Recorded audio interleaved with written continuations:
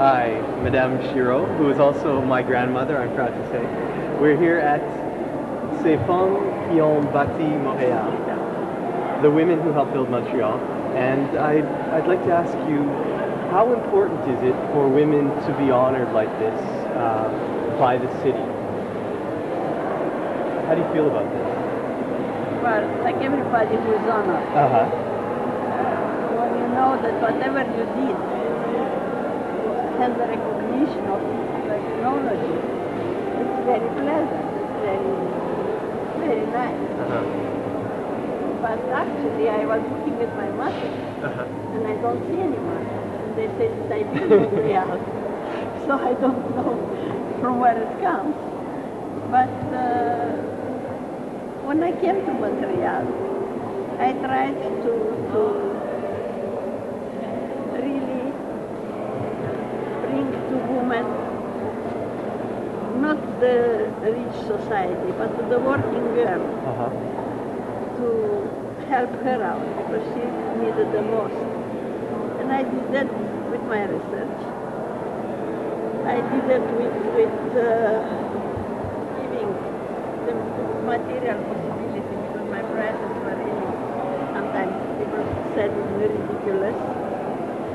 And I feel that now, after 44 years, since I have 4 generations of people coming, it is very rewarding. And I think that I really helped because I wanted to help. How did you help women in terms of their self-image? And what part does being an esthetician help a woman in that regard? Well, every woman, you know, at the olden age, a woman looked, they didn't have mirrors. She looked in the lake, in the still water, and she saw her picture.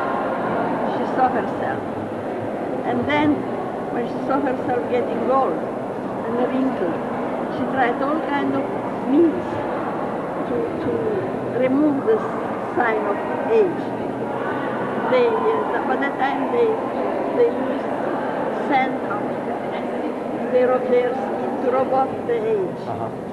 Well, in this age, I used sulfur to make the sulfur spilling off, which I'm really very, very proud, because it gives me a lot of satisfaction seeing the letters that people wrote to me.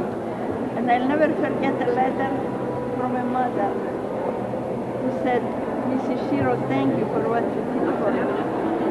And now I can look in the eyes of my husband and smile to my children." You know, it's something very, very important to get such acknowledgement. Yes. So this is... Are there any other experiences that you can remember where a woman may have gone to a doctor, or where you were sort of the last hope, and you may have helped them in some way that another person couldn't have, say a doctor or something like that? Well, listen. Any particular stories? I tell you the truth, I have a ton of letters. Give us one example. One example. Well, I gave you one example of this one. Then they say, they praise me, they thank me, they say that it changed their life, their outlook. That now she can look in the mirror and not hate herself. Right. You know, all kinds of remarks that people come out with. It makes me happy that I was the one to bring those remarks. And how did you discover that being an esthetician was something that you were meant to do? I know you started off in pharmacy. So how did pharmacy school lead to this? Well, it was just by accident, right after the war. During the war, we were in Central Asia, left of the Russia, and so on. And when coming back, when the war finished, we could come back. And we went to Vienna. And there I said, well, I better start looking for work. And I had my diploma of pharmacy here bandaged. And but then I realized that with the diploma from Bucharest, the Viennese, the Austrian wanted to engage me. So I started looking and I found an ad of a clinic for aesthetic treatments. And it was a professor who was coming also visiting, not visiting, but coming to plastic surgery, Canada, to especially the United States. And he had a wonderful idea. He applied the electrotherapy with the purpose of beautifying. And when I saw the clinic, their clinic, and I came to look for a job, I said, you know what, I don't want a job, I want to learn. And I was very fascinated. At that time, about 40-some years ago, 46 years ago, they applied, like there is an electrotherapy, shortwaves, with the purpose of improving the circulation. The same machines, but the circulation part of the body is badly circulated and needs to be improved. I applied, or rather, he applied the same machine for the face to improve the circulation of the skin. Or he used another machine where they applied exercise for muscles, what are used then for the body. And he applied it for the muscles of the face. And it helped. And I see my clients are taking a series of treatments, including those two. They are very happy. How about your creams and your peeling? How did you get into? Well, I knew that I'd be able to help much better people than, let's say, other people. Because, you see, other people in the field offer the beautiful jar and nice smell. And when a woman goes to buy, so it's the jar that attracts her. Right. She takes the jar in her hand, she looks at it, it's beautiful, then she opens it, she smells it. So I felt that with the same, don't forget one thing, that I finished in 37 pharmacy. You graduated in 37. Yeah, I graduated Okay. in 37. You want to establish my age? It's only 79. People won't believe you then. 79. So when I saw, I said, my goodness, I could, using the same stuff which is used in therapy, I could use it for the skin. Right. And I started to study a lot and to see and knowing, because till then, from 37 till 40, till 46, I was working as a pharmacist. So I felt that I can do a lot of things. But I the cheapest jar, the cheapest label. Why was that? Because I don't want people to buy my jar. I wanted them to appreciate the clinic. And also, you see, I started in Montreal on Mountain Street, across the street from Fort Renfrew, and where creams were extremely expensive. And I didn't want to raise prices. I wanted a working girl. And in fact, we were not far from Ritz-Carlton, and they were just around the corner. So a lady came, she said, you know, Mrs. Chiro, I am a cook. By that time it was also women were spending fortunes for hats. You see, I am a cook. My hat I can leave at home, but my face I have to take everywhere. So please help me. I like cookies remark. And today, after 44 years, I give my clinic, as you know, to Maria Le President. And I give to my grandson Mark, your brother, the laboratory. And I'm a consultant. That's great, yeah. And I have a lot of pleasure and a lot of fun. Can I ask you what part the Sœur des Femmes journalistes has played in your life? The Femmes journalist played a big role in my life because You see, those are very interesting people, each of them. Can you tell us what your relationship or how you got involved with that? I got involved with that because I was asked to write articles about beauty. It was a paper that got letters. Which paper was that? Le Petit Journal. And then it was there was some other papers. And they asked... Louder. Louder.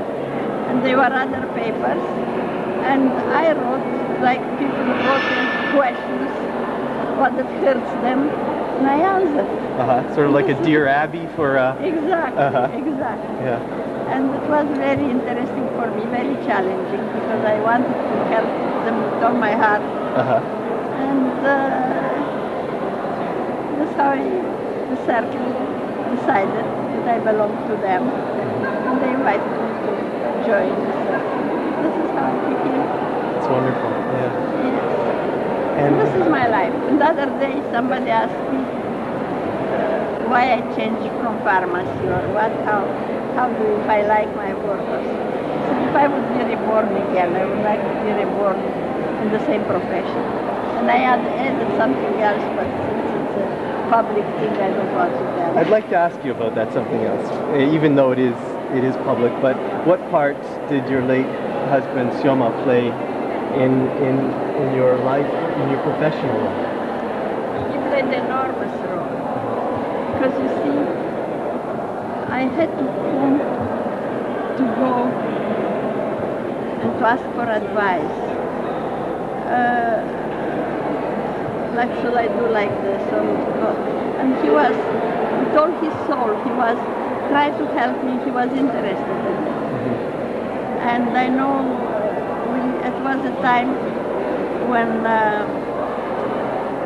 about the peeling, when doctors wanted to take the peeling they shouldn't be done by aestheticians. So nobody does, in all the world, nobody does my peeling. It was invented by me, and it has the time saying the advantages, but other papers are saying the advantages. And the doctor decided that peeling should not be done by aestheticians. So your grandfather fought this. We went to Quebec and he wrote a letter to explain and all this. And because they wanted to change the law. And the time that it was to be like judged or decided, the Minister of Health came down and he said, first of all, I would retract the law and the cosmetics. So a gentleman who was MNA, who was presiding, he came upstairs where we were sitting, and because someone gave him the paper, like the letter, and he said, Mr. Chiro, take your wife and go home, you won. How did you feel? Well, how would you feel? No, how did you feel? How does anybody feel after winning? Yeah. Ask a basket player, basketball player? A hockey player, how do they feel when they win? Yeah. And you know how you feel when you get recognition and applause. Sure, yeah. So, that's great. And how do you feel being here today? I feel wonderful. First of all, you came here for this occasion. And it's very nice to know that a woman, you see, it was a, you want to see her? It's fine. He got recognition. Yeah. So I am very happy that probably there are people who recognized my work, who appreciate it.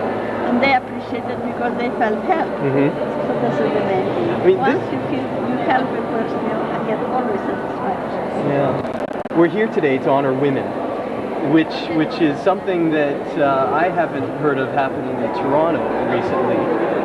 in such a widespread manner.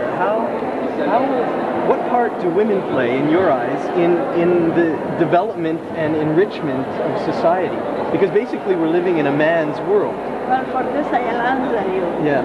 It's 50-some years ago or more, when your grandfather proposed me, naturally he asked my parents. So my mother said, by that time I was in the first year of university, and that time there were not too many women studying to become a lawyer or a doctor. So my mother said one thing: we'll allow our daughter to get married if you promise that she'll finish the studies. So you see how it's changed today. Yes. And I'm very, really grateful, and I think that women should be equal to men. Mm-hmm. Because in my life, we were very good friends and equal. Your grandfather never considered me a woman of a, like they say, a woman. Like a lower, like a possession or something. Exactly. This is very important in life. It's important for the woman, and it's very nice for the man who sees things this way. Yes. Now, is it the 350th birthday of Montreal? Right. I was wondering how you feel coming over during or after the war and settling in Montreal. How important it's been for you to settle here, and what you've learned from your experiences in Europe, and what you appreciate perhaps living in Canada. Well, or what you miss perhaps in Europe. No, I don't. I don't really miss. It's quite different. And don't forget one thing. Yes. That I was 45 years younger. So it's a big difference it makes. How you see the things now and how you were living them that time. Well, you've given a lot to Montreal. A lot of people would say so. What has Montreal and Canada and Quebec given to you? Like what? Like what?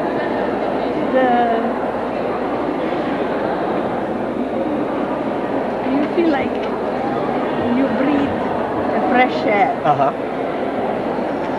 I felt that people here, what struck me was in Europe, what I didn't like was the inequality. Inequality? Inequality. Yes. Not equality. If you were a Mr. So-and-so, if you were a doctor, if you were something with a lot of respect, and if you had a job, you were nobody, you know? Right. And this was disgusting for me. Here I saw people, they don't look to find out who you are. They don't look, your class. They look who you are. And but naturally, there is something like they also look what car you are driving. Right. But this I found out just. So there's less of a class system here than in Europe? Less of class. Yeah. Much less. Yeah. In Europe it was very important, class. Yeah. And here,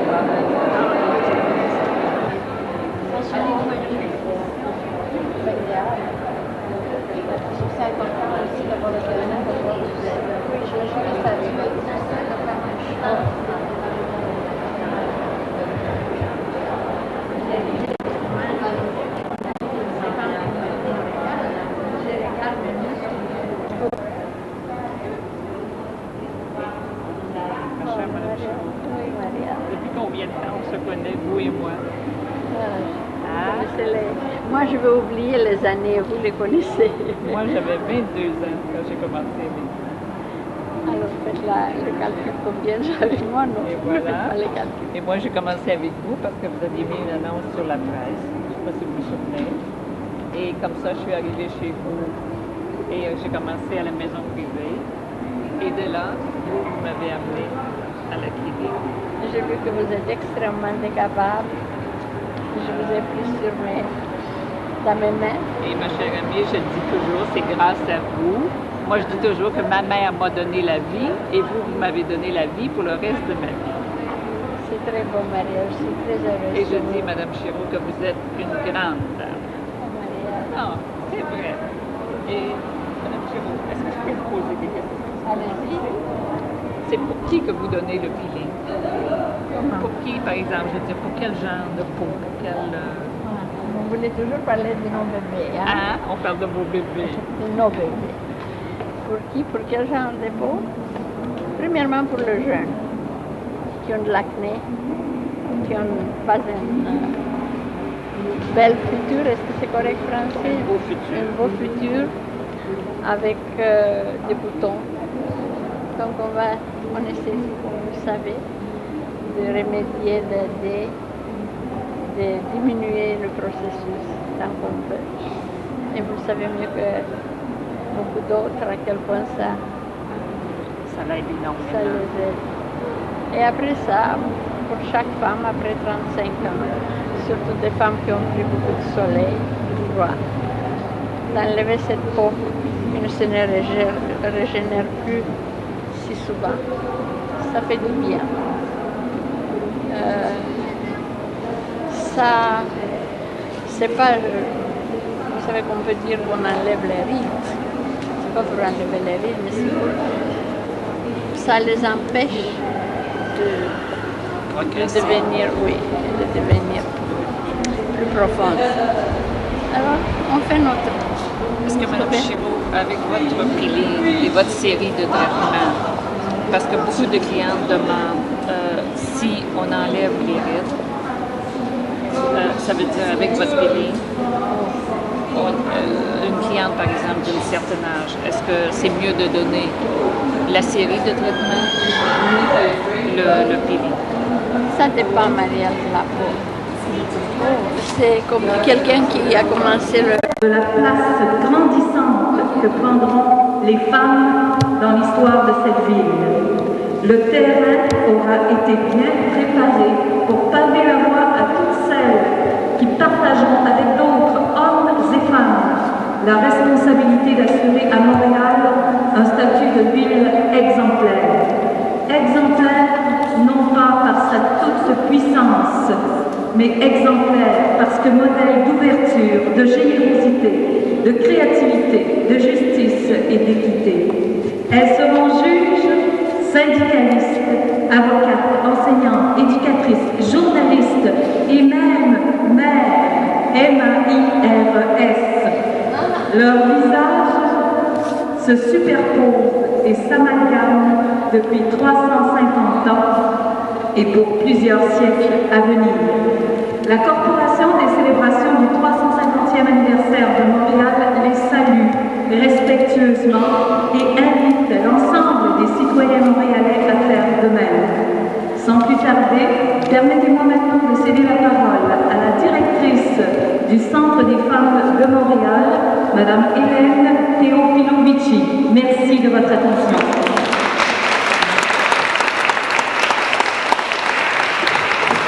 Montréal, en collaboration avec les Archives nationales du Québec et la participation de la Corporation des célébrations du 350e anniversaire de la ville de Montréal, a le grand plaisir de vous présenter une exposition photographique de femmes qui, à cause de leur réalisation, sont entrées dans la légende de notre ville et en ont fait et continuent à en faire son histoire. La mission de notre centre est double. D'une part, nous offrons variés services à une grande clientèle de femmes à travers la région montréalaise afin de les aider à mieux se réaliser et acquérir l'autonomie sociale et financière dont elles ont besoin. D'autre part, le centre présente les femmes dans la vie sociopolitique afin de faire entendre leurs besoins et de promouvoir la condition des femmes en général. Ces activités font de notre centre le plus grand centre de femmes au Canada et le centre choisi par les gouvernements pour recevoir politiciens, délégations, groupes d'intérêt de partout à travers le monde. Cette exposition représente pour nous l'opportunité de célébrer avec fierté le grand travail des femmes à travers plus de 3 siècles. Vous aurez ainsi l'occasion de faire connaissance avec les femmes qui se sont distinguées comme pionnières, travailleuses, militantes, artistes, professionnelles et autres, et de mettre un visage à tous ces noms célèbres. Nous aurions aimé, bien sûr, avoir une exposition encore plus représentative, n'oublier personne, avoir le temps et les temps nécessaires pour la faire. Peut-être un jour, ça viendra. D'ici là, nous vous demandons bien humblement d'excuser nos omissions, de bien vouloir accepter cette exposition avec ses limites, comme un hommage très sincère à quelques-unes des femmes qui ont contribué à bâtir notre démocratie. Ce soir, le Centre des femmes de Montréal a le plaisir d'avoir comme invité d'honneur une doyenne contemporaine de cette exposition, Madame Sanson. En 1990, elle est nommée au Sénat présidente du comité permanent sénatorial de la UQAM, des budgets et de l'administration, membre du comité sénatorial de l'affaires sociales et des finances. Elle a été membre de nombreux organismes et institutions œuvrant pour les personnes handicapées et migrantes. Elle est récipiendaire de nombreuses décorations, distinctions, mérites, en plus d'être docteur registrable de l'Université de Montréal. Comment une femme de vous avec 4 enfants arrive à une telle distinction et accomplit tant de choses? Certaines de nos sources nous ont confié que Mme Lavoie est une femme de grande intelligence à laquelle s'ajoute une détermination peu commune. Elle est et restera une femme exemplaire pour des générations à venir. Mesdames, Messieurs, et les gentlemen, Mme Thérèse Lavoie.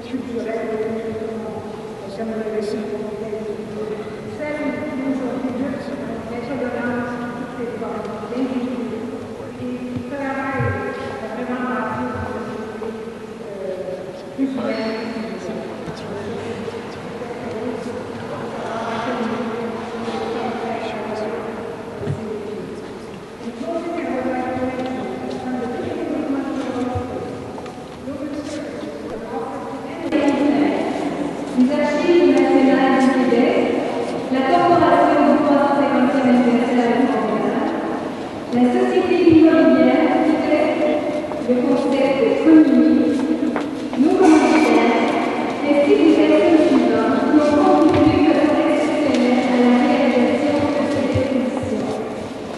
I would also like to give special thanks to the following women for making this exhibit possible. Louise Renaud, Lucie Colbert, Rebecca Curtis, Marie Dassoni, Michel Desclois, Catherine Maheu, Jasmine Roux, Marie-Suzanne Larochelle, Foundation of Women's Center Montreal. Je vous rappelle que une première réalisée grâce à la demande des États-Unis selon la Fondation du Centre.